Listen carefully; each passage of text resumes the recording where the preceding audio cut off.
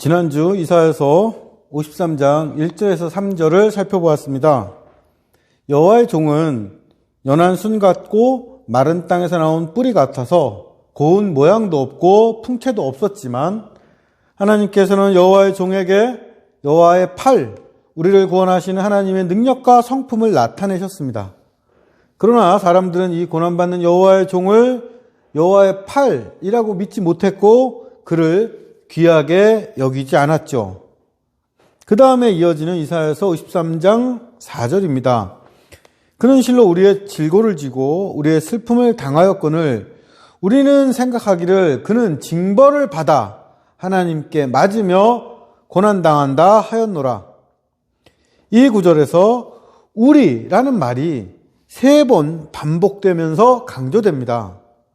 여기 나오는 우리는 앞 구절에서 우리가 보기에 흠모할 만한 아름다운 것이 없어서 우리도 그를 귀히 여기지 아니하였다. 이렇게 말했던 바로 그 사람들입니다. 이 사람들은 여호와의 종을 보면서 이렇게 생각했습니다. 그는 징벌을 받아서 하나님께 맞으며 고난을 당한다. 저 사람이 저렇게 고통당하는 건 뭔가 잘못한 게 있어서야. 하나님께 죄를 저질렀으니까 저렇게 매를 맞고 벌을 받는 거지. 이렇게 생각했다는 거죠. 인간의 삶을 살펴보는 신이 있고 그 신이 죄 지은 사람에게 벌을 내린다는 인과응보의 믿음은 어느 종교에나 있고 구약에서도 쉽게 찾아볼 수 있습니다. 많은 구절이 있지만 대표적인 것이 출애굽기 20장 5절 6절 말씀이죠. 나를 미워하는 자의 죄를 갚되 아버지로부터 아들에게로 3, 4대까지 이르게 하거니와 나를 사랑하고 내 계명을 지키는 자에게는 1000대까지 은혜를 베푸느니라. 하나님께서 선과 악에 무관심하고 죄에 상관하지 않으시면 사람들은 하나님을 두려워하지 않고 무엇이 선이고 무엇이 정의인지 모르게 됩니다. 그렇기 때문에 어느 시대, 어느 곳에서나 죄와 벌에 대한 믿음이 인간의 마음에 새겨져 있죠. 그러나 이러한 인과응보 사상, 죄와 벌을 직접 연결하는 믿음은 부분적으로 보고 부분적으로 아는 인간의 한계 때문에 큰 문제가 되기도 합니다.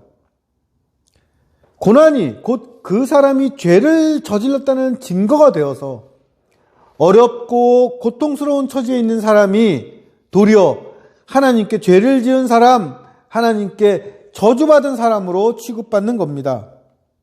이사야서는 매맞는 비참한 처지에 있는 여호와의 종을 보면서 우리도 그렇게 생각했다라고 기록합니다. 전능하신 여호와 하나님이 그냥 징벌을 내리실 리 없으니 저 사람이 고난받는 건 뭔가 죄를 저질렀기 때문이야.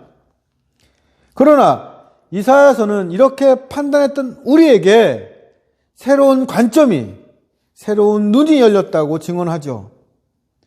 고통당하는 사람을 보면서 저건 하나님께 벌받은 거야 했던 그 사람들이 그 고통은 우리의 고통과 슬픔을 대신하는 거야. 이렇게 깨닫게 되었다는 거죠. 그리고 이런 고통에 대한 새로운 눈은 우리를 십자가의 예수 그리스도에게로 인도합니다.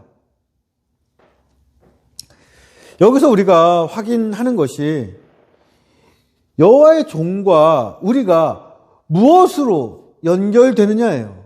우리가 무엇을 보고 여호와의 종인지 알아보느냐입니다. 여호와의 종과 우리가 연결되는 건 우리가 여호와의 종인 것을 알아보는 건 이론이나 느낌, 생각이 아니에요. 찔림과 상함, 간고와 질고라는 생생한 상처와 구체적인 고통입니다. 동병상련이라는 말처럼 같은 병을 앓는 사람은 서로를 불쌍하게 여깁니다. 너도 나처럼 아프구나 깨달았을 때 다른 조건 없이 친구가 될 수 있죠. 우리는 여호와의 종을 상처로 알아보고 그 여호와의 종과 아픔으로 연결이 됩니다. 달리 말하면 찔림과 상함을 당해보지 않은 사람, 간고와 질고를 겪지 않은 사람은 여호와의 종을 진실로 알아볼 수 없다는 뜻입니다. 이사야서 53장은 여호와의 종과 우리가 아픔으로 연결되는 그 시간을 예언합니다. 이사야서 53장 5절입니다. 그가 찔림은 우리의 허물 때문이요 그가 상함은 우리의 죄악 때문이라. 그가 징계를 받음으로 우리는 평화를 누리고 그가 채찍에 맞음으로 우리는 나음을 받았도다. 찔리고 상처 입은 여호와의 종이 있습니다. 히브리 원어로 찔림은 할랄이라는 단어를 쓰는데 뚫린다는 뜻입니다. 상함은 다카라는 단어를 쓰는데 부서진다는 뜻이에요. 여호와의 종이 찔려서 피가 나고 눌려서 뼈가 부서졌다는 뜻입니다. 그런데 여호와의 종은 자신의 죄 때문에 징벌을 당하고 고난당하는 게 아닙니다. 그 찔림은 우리의 허물 때문이고 그 상처는 우리의 죄악 때문입니다. 여기서 허물로 번역된 이 패사라는 단어가 있는데 이 단어를 실수로 생긴 잘못이라는 뜻을 가진 허물로 번역한 게 좀 아쉽습니다. 원어가 갖고 있는 중요한 뜻을 살리지 못했기 때문인데요. 원어 패샤는 이탈한다, 벗어난다, 반역한다는 뜻입니다. 그래서 다른 곳에서는 이 단어를 주로 배반으로 번역을 했죠. 우리는 우발적으로 실수한 게 아니라 고의적으로 배반했고 모르고 죄를 지은 게 아니라 알고도 죄를 지었습니다. 배반한 사람은 징벌을 받고 악을 저지른 사람은 채찍을 맞아야 하는데 하나님을 배반하고 죄악을 저지른 우리 때문에 대신 여호와의 종이 찔리고 상처 입었습니다. 배반하고 악을 저지른 우리 대신 징계받고 매맞은 여호와의 종 때문에 우리가 평화를 누리고 나음을 얻었습니다. 이것이 이사야서 53장 1절에서 6절까지의 말씀입니다. 아름답지 않고 사람들에게 귀하게 여겨지지도 않는 여호와의 종에게 여호와의 팔, 하나님의 구원이 나타났습니다. 이것은 다른 사람들의 질고를 짊어지고 슬픔을 당하며 대신 찔리고 상처 입는 일이었습니다. 그 찔림과 상함 때문에 하나님을 배반하고 죄악을 저질렀던 우리가 평화와 회복을 얻었습니다. 이사야서 53장이 예언한 그 사건이 십자가에서 고난당하고 죽으신 나사렛 예수 그리스도를 통해서 성취되었고 바로 이분이 하나님의 구원을 이루시는 그리스도, 하나님의 아들인 것을 부활을 통해 확증하셨습니다. 여기서 기독교가 탄생하였고 이 믿음을 근거로 성립된 교리가 희생과 대속입니다. 희생과 대속, 예수 그리스도의 십자가 앞에서 우리는 이사야서 53장의 첫 번째 질문을 다시 기억하고 묻게 되죠. 우리가 전한 것을 누가 믿었느냐입니다. 우리의 질고를 지고 우리의 슬픔을 당한 여호와의 종을 믿습니까? 우리의 허물과 죄악 때문에 찔리고 상한 그리스도를 믿습니까? 그분으로 인해서 우리가 평화를 누리고 나음을 받았다는 것을 믿습니까? 우리 삶의 아픔이 예수 그리스도를 듣고 믿고 또 따르게 만들었습니까? 모태신앙이지만 지금은 교회를 떠나 있는 어떤 분이 저에게 신앙 상담을 했습니다. 이분은 교회를 떠났지만 자신은 여전히 하나님이 있다는 것을 믿고 예수님을 존경하고 그 가르침을 귀하게 여긴다고 했습니다. 그럼에도 이분이 신앙의 갈등을 겪고 교회를 떠난 것은 교회가 절대 양보할 수 없는 진리라고 가르치는 예수 그리스도의 대속, 십자가의 희생을 도저히 믿을 수 없기 때문이라고 했습니다. 이분의 질문과 고민은 간절했습니다. 또 제가 자신이 듣지 못했던, 알지 못했던 어떤 기독교에 대한 교훈을 줄 거라고 큰 기대를, 과분한 기대를 갖고 있었죠.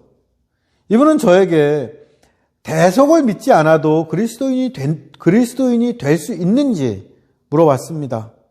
이분은 자신이 받을 벌을 십자가의 예수님이 대신 받고 그 예수 그리스도의 죽음 때문에 자기 죄가 사라졌다는 것을 아무리 해도 믿을 수가 없다고 했습니다.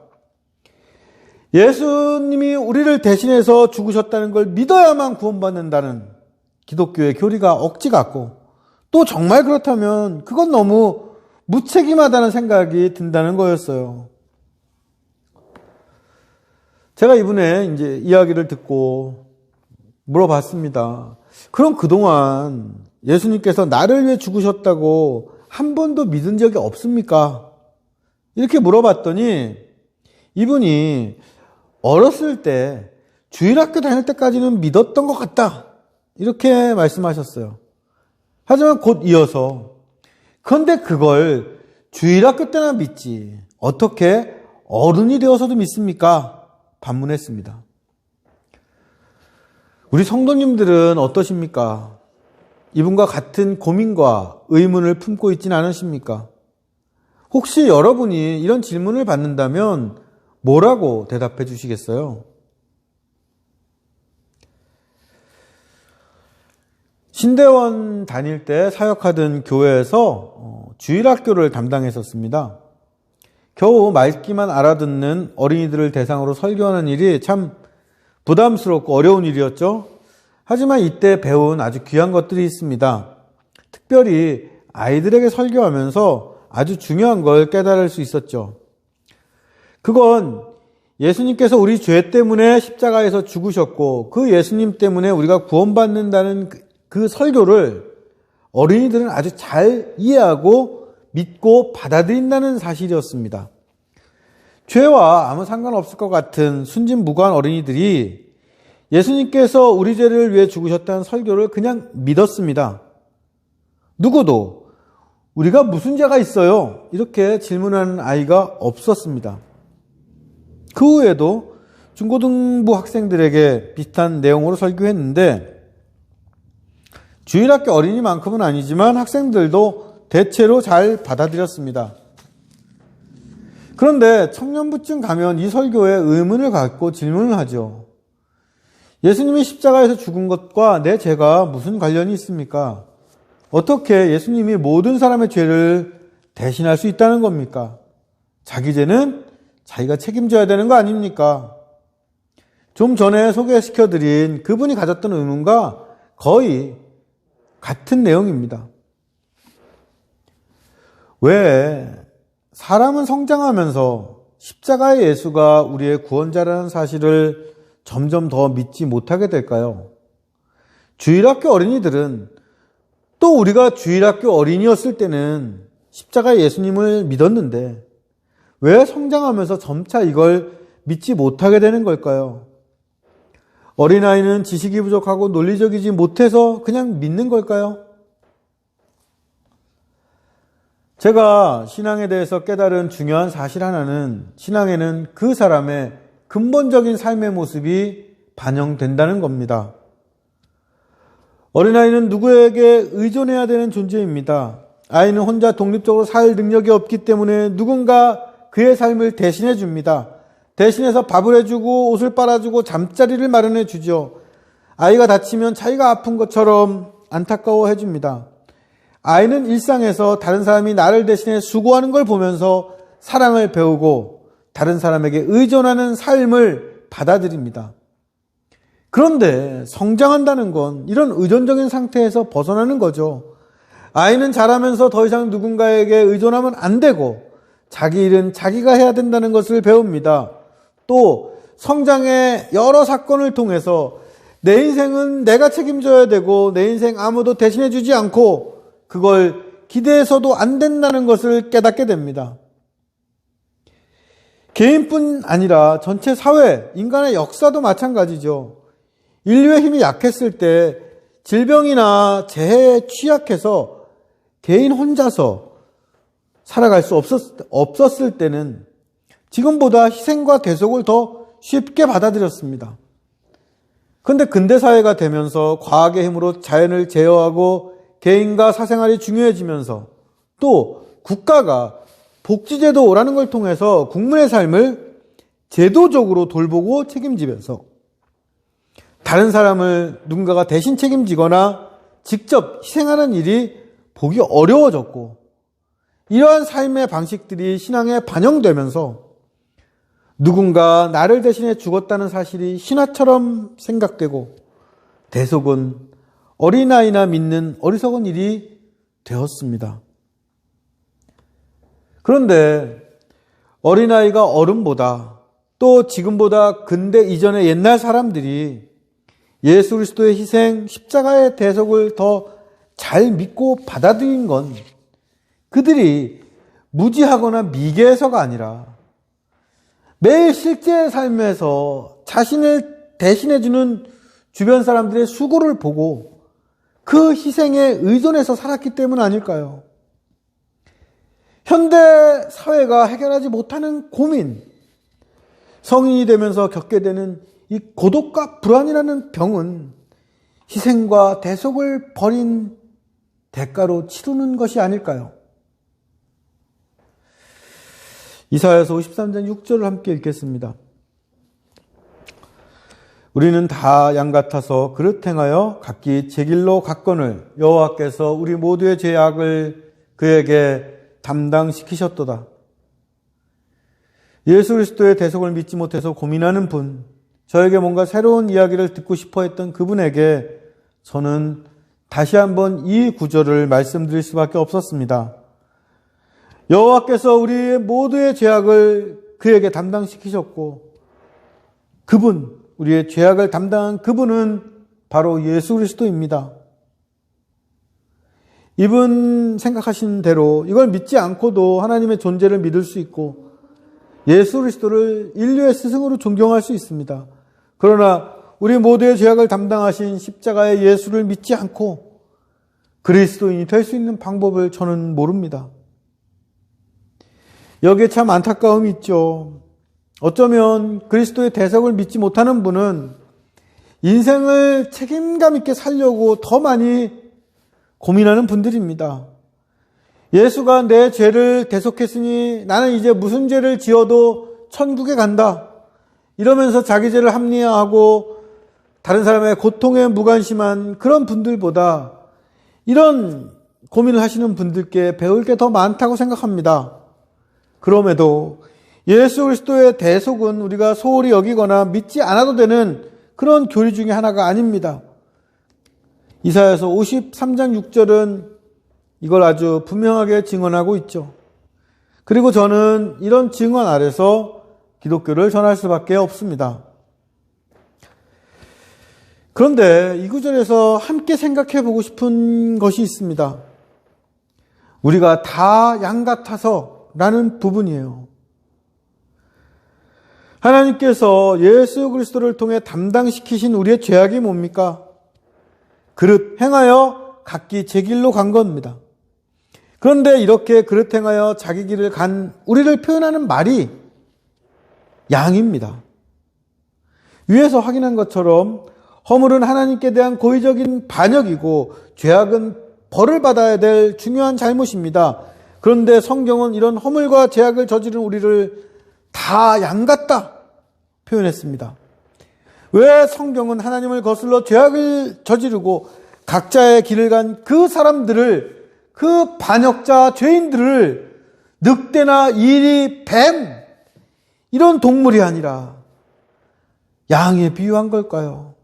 왜 양 같다고 얘기한 걸까요? 대부분의 주석에서는 양은 길을 잘 잃어버리는 동물이기 때문이라고 설명을 합니다. 그런데 양이 길을 잃어버리는 건 양의 책임이 아니라 양을 인도하는 목자의 책임입니다. 양이 길을 잃어버리면 벌을 받아야 될 사람은 양이 아니라 목자죠. 뭔가 논리적으로 맞지 않는 것 같습니다. 그럼 성경이 우리는 다 양 같아서 이런 표현으로 우리를 양으로 부르면서 뭘 전하려고 하는 걸까요? 많이 고민을 해봤는데 여기에 대한 저의 답은 이것이 우리의 모습, 인간의 안타까운 현실, 실존이라는 결론입니다. 우리는 다 양 같아서 그릇 행하여 각기 제 길로 갔습니다. 그릇 행하여 라고 번역된 히브리어 원어는 타라는 단어인데 이건 비틀거린다, 방황한다, 길을 잃는다는 뜻입니다. 모여있던 양떼가 흩어져서 길을 잃고 각기 제 길로 가는 경우가 언제일까요? 외부의 공격을 받았을 때 자신들의 신변에 위협을 당했을 때입니다. 동물 다큐멘터리를 보는데 덩치 크고 커다란 뿔이 있는 들소들은 사자의 공격을 받아도 흩어져 도망가지 않습니다. 사자에 대항해서 발길질하고 뿔로 반격해요.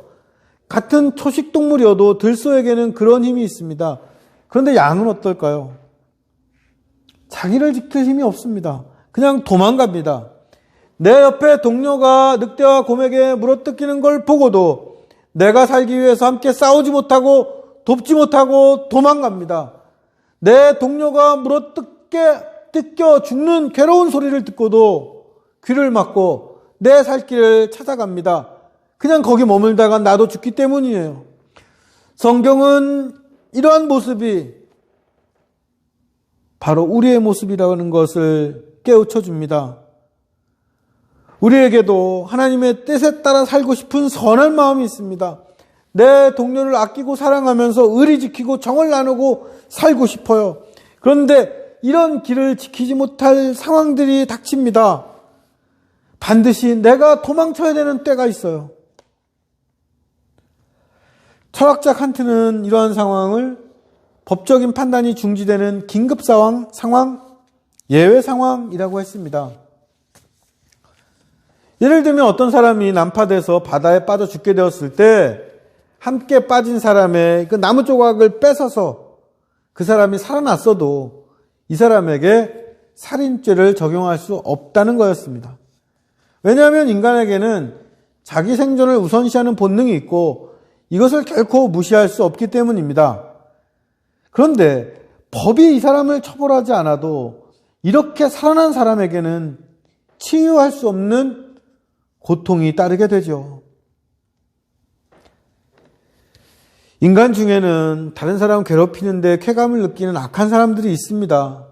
충분히 많은 재산이 있어도 남의 것을 빼앗는 데서 만족을 얻는 탐욕스러운 사람들도 있어요.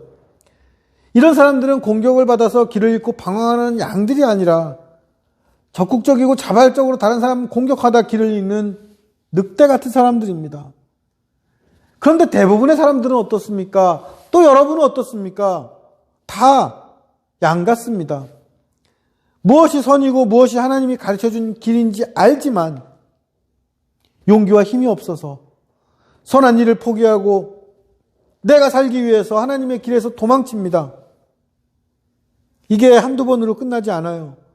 한번 그런 선택을 하면 이것이 나의 삶의 방식이 되고 길이 되어서 계속 그 길을 가고 그렇게 살게 됩니다.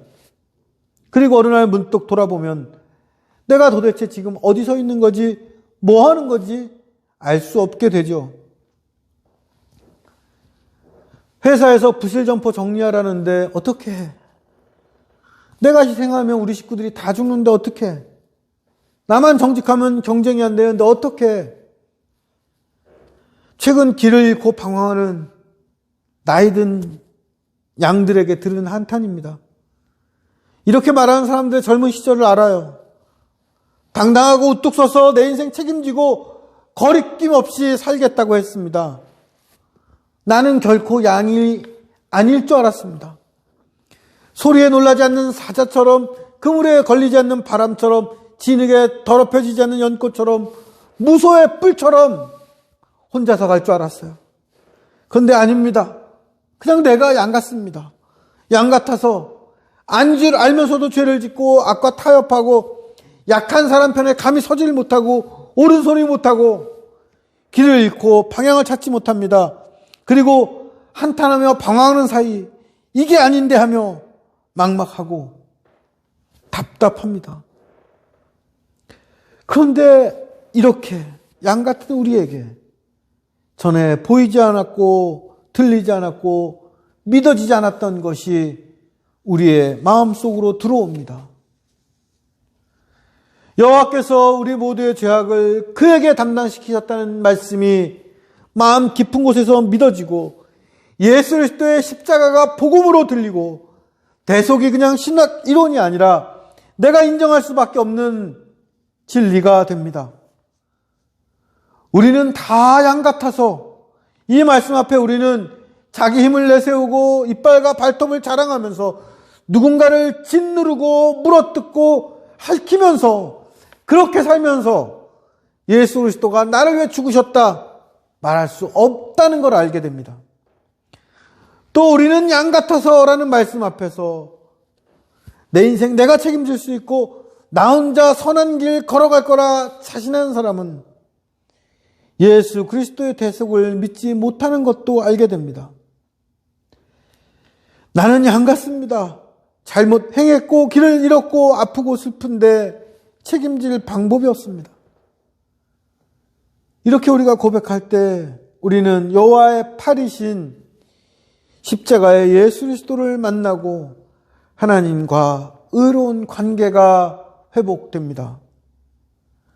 우리는 길 잃고 방황하는 양같이 다 제멋대로 자기 길을 가지만 하나님께서 우리의 모든 죄, 모든 잘못을 그분에게 지게 하셨습니다. 이 말씀으로 양같은 우리가 평화를 누리고 나음 받기를 간절히 바라고 축복합니다.